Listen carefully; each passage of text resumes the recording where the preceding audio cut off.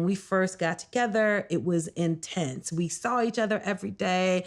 We weren't living together or anything like that, but we were together. We did everything together. Even our friends made comments about it. And after we were married for a little while and finished hoochie cooting, then I'm like, okay, now it's time for me to go back to like my girlfriends and go into brunch and that kind of thing. So we had been married probably about 6 months, came home, and we had a little dog, and he was on 10 and insistent that we get rid of the dog because he opened the door and the dog jetted out, and therefore the dog didn't want to be here. And he was laughing at me. And he was laughing. Yeah, that was the other thing. And the dog laughed at me. I called him and he turned and he laughed at me. And he was on 10. And I'm like, we're not going to get rid of the kid's dog.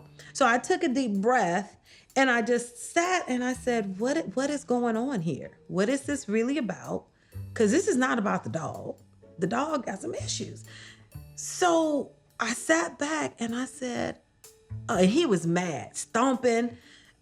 And I said, this is the first time since we've been together that I've actually been gone away with other people. Like that was the first time. So I was like, oh, so the dog is a metaphor for me. I don't want to be here.